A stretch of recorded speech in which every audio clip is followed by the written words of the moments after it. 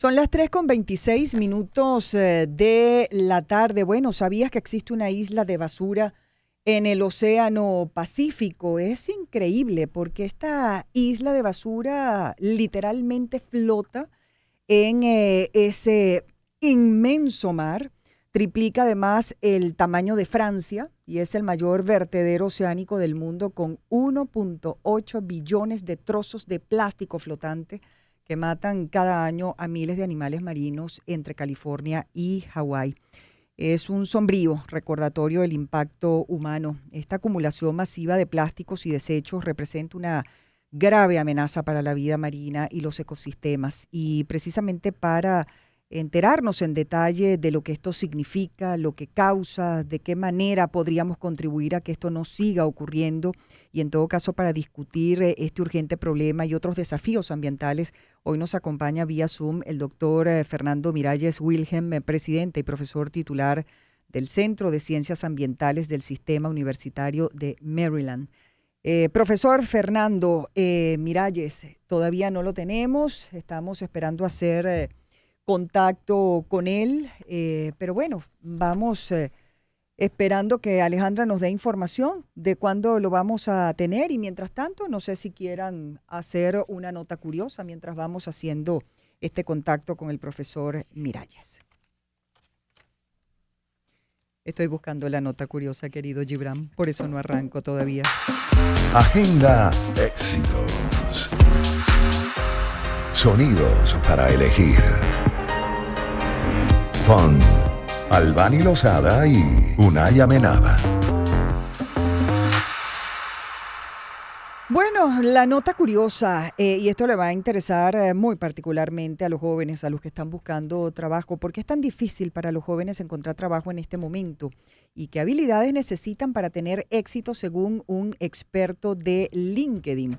Bueno, encontrar trabajo es un desafío, definitivamente, especialmente para los jóvenes, más aún en estos tiempos, ¿ah? Y la situación actual lo ha hecho aún más difícil. La economía post-pandemia ha creado un mercado laboral altamente competitivo, donde la experiencia se valora por encima de todo.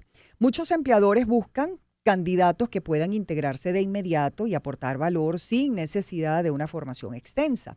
Esto coloca a los recién graduados en una posición de desventaja, ya que a menudo carecen de la experiencia laboral necesaria, incluso para puestos de nivel inicial. Además, la automatización y la inteligencia artificial están transformando industrias enteras, lo que exige que los candidatos posean habilidades muy específicas que no siempre se enseñan en la educación superior tradicional. La desconexión entre lo que se aprende en la universidad y lo que el mercado laboral realmente necesita es uno de los mayores obstáculos para los jóvenes.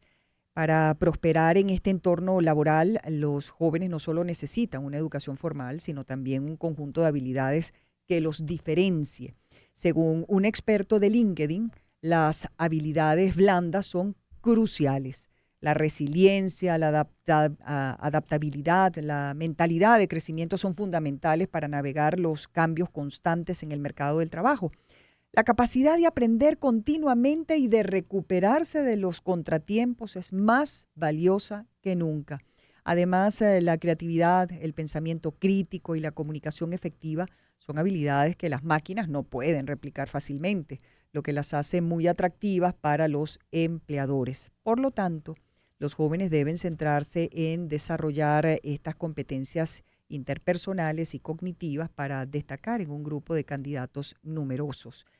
Además de las habilidades blandas, las habilidades técnicas específicas también son esenciales. Las profesiones del futuro están cada vez más ligadas a la tecnología. El análisis de datos, la programación, el marketing digital, son solo algunos ejemplos de áreas donde la demanda de talento es alta, realmente alta. Los jóvenes pueden, en todo caso, fortalecer su posición en el mercado laboral invirtiendo en cursos, certificaciones, proyectos personales que demuestren su competencia en estas áreas. La combinación de una sólida base en habilidades blandas y una especialización en una habilidad técnica demandada no solo aumenta las posibilidades de conseguir un empleo, sino que también prepara a los jóvenes para una carrera profesional exitosa y duradera en un mundo en constante cambio. Son grandes desafíos, pero todo es posible y el estudio siempre, siempre será necesario. Son las 3:31. Ya tenemos vía Zoom al profesor Fernando Miralles Wilhelm, presidente y profesor titular del Centro de Ciencias Ambientales del Sistema Universitario de Maryland. Un gran placer saludarlo y darle la bienvenida, profesor, agradeciendo de antemano que haya aceptado la invitación al programa para conversar acerca de esta gran preocupación ligada absolutamente a la salud, al ambiente, y básicamente lo que significa la contaminación ambiental hasta el punto de que exista una isla de basura en pleno Océano Pacífico. Bienvenido a Agenda Éxitos, le saluda Albany Lozada. ¿Cómo está usted? Eh, Buenas tardes, Albany. Muchas gracias por la invitación a ti y a tu audiencia. Encantado de hablar con ustedes y gracias por la invitación. Bueno, por supuesto que es un tema que no es nuevo, solo se ha ido poniendo peor con el paso del tiempo porque pareciera pues que a pesar de las campañas, a pesar de tanta gente luchando en pro de la salud del ambiente, aún así pues hay una gran inconsciencia, ¿no? Y los desechos que se botan en el mar, la industria, etcétera, bueno, ha logrado algo que pareciera pues imposible de lograr, que es hacer toda una isla de basura en el océano. Pero le pregunto, profesor, esta es una isla flotante, digamos, de pura basura. Cuéntenos un poco acerca de esto. Sí, mira, lamentablemente yo creo que los seres humanos tenemos una relación con el ambiente que no consideramos su valor real. Sí, yo creo que si nosotros entendiéramos que prácticamente todas las cosas que hacemos los seres humanos, mira, desde la comida que nos comemos hasta la energía que utilizamos, todo viene de recursos ambientales. Si nosotros le diéramos a eso su propio valor o su justo valor, creo que nos comportaríamos de manera diferente. Esto es un problema a nivel global. El problema que describes de la isla de basura en el Océano Pacífico es un problema que está muy bien documentado. No es reciente, es un problema que viene arrastrándose desde hace ya incluso décadas, Así es. donde se ha venido acumulando basura en el Océano Pacífico, el océano más grande del mundo, una de las rutas de navegación más importantes del mundo, del comercio a nivel mundial. Y ahora, debido a esa acumulación, se están empezando a ver los efectos, no solamente ambientales, estéticos, visuales, sino que además está empezando a tener impactos sobre el comercio marítimo, lo Ujú. cual tiene implicaciones económicas. Claro. Este, entonces tenemos un problema muy, muy complejo que hemos tardado mucho tiempo en darnos cuenta y en tratar de resolverlo. Así es. Y es buen momento, profesor, para pedirle que por favor nos siga acompañando. Tenemos que hacer una pausa acostumbrada a esta hora, son las 3:34, pero seguiremos conversando con usted porque por supuesto estamos muy interesados en conocer el impacto de lo que esta contaminación está ocasionando en el mundo entero y de qué manera eso golpea al ser humano también, más allá pues de lo que golpea a la fauna marina y todas las consecuencias que trae esta acumulación de basura. 3:35, a la pausa y regresamos para seguir conversando con el profesor Fernando Miralles Wilhelm. Encuentro de generaciones. Éxitos. Caracas, Valencia, Maracay, Puerto La Cruz, Puerto Ordaz, Barquisimeto, El Vigía, Mérida, Táchira, Margarita, Maracaibo, Maturín. Guarenas, Guatire. Éxitos. Sonidos en primera fila.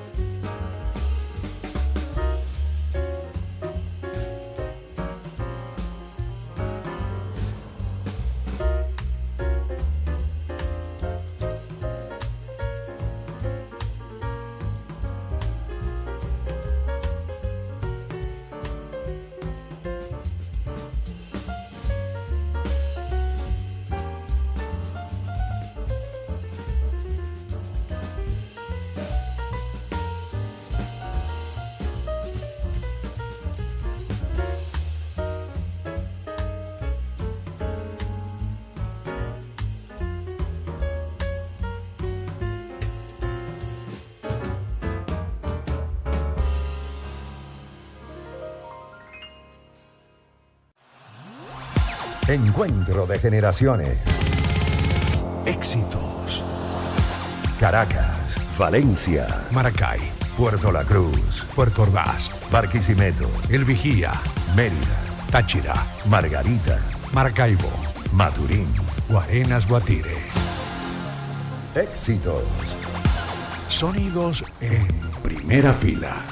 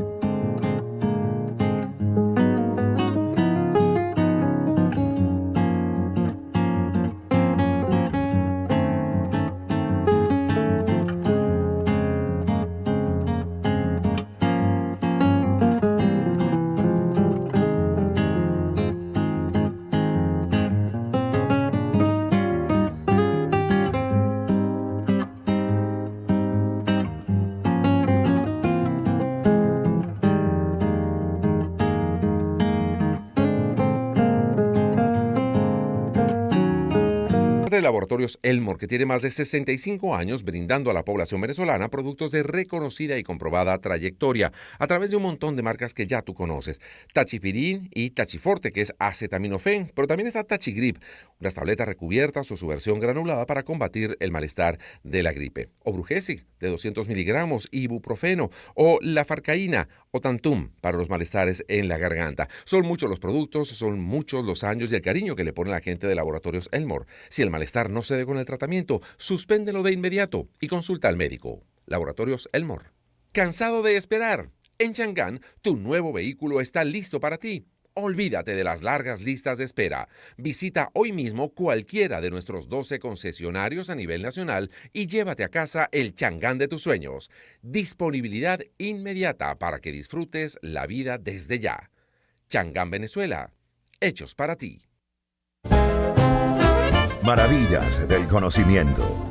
¿Sabías que en Agenda Éxitos? 3:45 de la tarde y continuamos esta conversación con nuestro invitado a esta hora, el profesor Fernando Miralles Wilhelm, presidente y profesor titular del Centro de Ciencias Ambientales del Sistema Universitario de Maryland. Con él estamos conversando acerca de distintos problemas ambientales. Comenzamos haciéndolo para enterarnos acerca de esa isla de basura que está ubicada en el Océano Pacífico. Hablamos de una isla que tiene un tamaño que se estima en algo así como 1.6 millones de kilómetros cuadrados, un área equivalente a 3 veces el tamaño de Francia o 2 veces el de Texas. No es un vertedero compacto, es una sopa de desechos que va desde grandes objetos como redes de pesca abandonadas hasta una alta concentración de microplásticos, partículas casi invisibles que son las más peligrosas.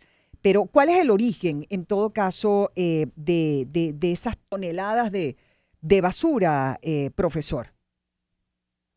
Sí, mira, el origen de eso es combinado. Hay parte y hay una falsa creencia de que estos solamente son desechos que se generan en el océano, lo cual es parcialmente cierto, pero la gran mayoría, yo diría que más del 80% de los desechos que están en esa isla, em, es básicamente, vienen de nuestros sistemas terrestres, en nuestros países, que drenan, los ríos drenan hacia el océano.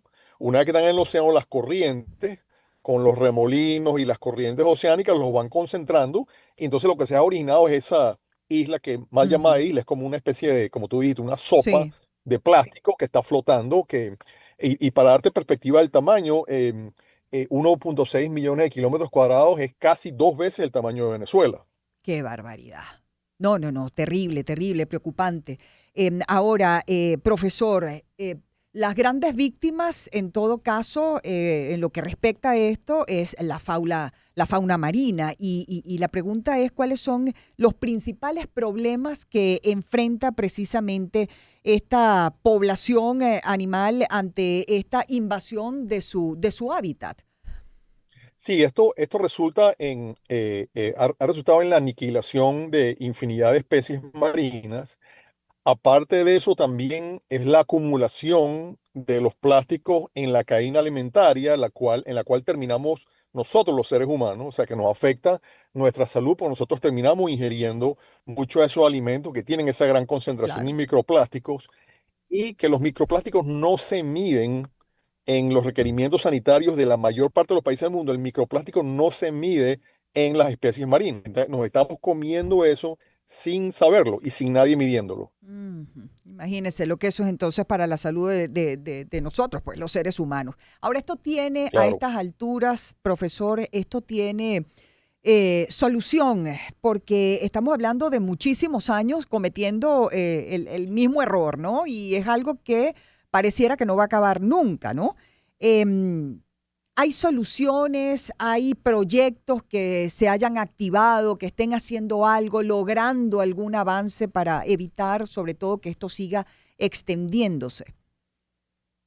Sí, mira, la solución conceptualmente es bastante sencilla, que es básicamente dejar de arrojar desechos plásticos a las fuentes de agua que drenan hacia los ríos y eventualmente hacia los océanos. Esa es la solución conceptual, esa es la única solución que va a funcionar, porque mientras sigamos botando nuestros desperdicios, se van a seguir acumulando. Ahora, sí hay, mira, en cuanto a proyectos más que todo, de alerta, de tratar de crear conciencia de que esto es un problema, se ha visto un avance muy grande en los últimos, yo diría que 5 años, ¿no? Pero el estado actual de donde estamos en este momento es que estamos reconociendo que es un problema, sabiendo cómo lo podemos detener, pero todavía no hay acciones concretas significativas para detenerlo. Mm. Bueno, fíjese, ya el problema es de tal magnitud que por supuesto preocupa adicionalmente que esto se extienda al aire, ¿no? Que estamos respirando. Por eso aprovecho, Claro. ya que estamos conversando acerca de estos desafíos, ¿no? Que tenemos como humanidad con respecto al ambiente en el que nos desenvolvemos. Según los informes y datos más recientes sobre la calidad del aire para 2025, tenemos que la situación de la contaminación atmosférica a nivel mundial sigue siendo un problema muy, muy grave, especialmente en ciertas regiones. Los rankings se basan principalmente en la concentración de material particulado fino, que es, según se dice, pues el más perjudicial para la salud. ¿Cuáles son los países con mayor índice de contaminación del aire en este momento? ¿Qué países están a la cabeza, profesor? Sí, mira, el problema de contaminación del aire es una de estas historias de quizás de mejora o de éxito que deberían ser alentadoras, ¿no? Eh, este, si tú me hubieses hecho esta pregunta hace 15 años, yo Ujú. te hubiese dicho inequívocamente que el país que tenía más contaminación atmosférica era China. el margen era muy grande. Em, China decidió, y particularmente por los Juegos Olímpicos de Pekín en el año 2008, ellos decidieron abocarse a una campaña y ellos lograron muchísimo detener la contaminación atmosférica hasta revertirla y ya no están en la lista de los contaminantes más grandes. Si tú me fueras a hacer esa pregunta, hoy en día, te digo que muchas de las metrópolis en América Latina tienen problemas. Ciudad de México, que había hecho progresos, Mm, ha estado más o menos estancado, pero nuestras metrópolis siguen siendo un problema. Yo recuerdo que en Caracas, tengo mucho tiempo que no estoy una buena mañana en Caracas, pero había esa, ese espeso color amarillo en algunos amaneceres que se veía, donde básicamente era contaminación atmosférica. mm. Em, muchas de las ciudades en la Rusia de hoy también tienen problemas de contaminación atmosférica, pero como mundo, como sociedad, hemos hecho mucho progreso muy positivo en los últimos 20 años. Bueno, pero esa es una buena noticia, que haya ¿Sí? avance en ese sentido, porque se habla, por ejemplo, de países como Chad y Bangladesh, se habla de Pakistán e India, países del Medio Oriente como por ejemplo Irak, Emiratos Árabes Unidos, Irán, países de Asia como Indonesia y Arabia Saudita, que también aparecen en los rankings de los países con mayor contaminación atmosférica. Acá en Venezuela no sabría cómo decirle, profesor, porque, claro, uno ingenuamente ve, como usted dice, amaneceres de unos colores espectaculares y uno dice, wow, qué belleza, ¿no? Pero si no tenemos data de cómo estamos con respecto a la contaminación en nuestro país, es imposible saber que esos colores preciosos muchas veces sean parte de la afectación, ¿no? Por la Correcto. contaminación. Ahora, ¿qué consejo para nosotros, las personas, no colaborar, no contribuir con este gran daño que se le está haciendo al ambiente, profesor? ¿Qué debería uno cambiar en su comportamiento para evitar que este tipo de problemas se sigan haciendo aún peores con el paso del tiempo? ¿Estamos mejorando, estamos empeorando? ¿En qué no contribuimos los ciudadanos en todo caso? Mira, yo creo que todo es cuestión no solamente de crear conciencia, yo creo que la conciencia de una manera u otra ya se ha creado. Yo creo que la gente entiende que es bueno tener agua limpia, aire limpio, ¿no? Espacios verdes abundantes. Yo creo que todo el mundo entiende eso. Tenemos un problema como civilización, como sociedades, con cómo gestionamos los residuos, los desechos, la basura. En términos generales, líquida, basura de papel, basura de cartón, basura de metal, basura plástica.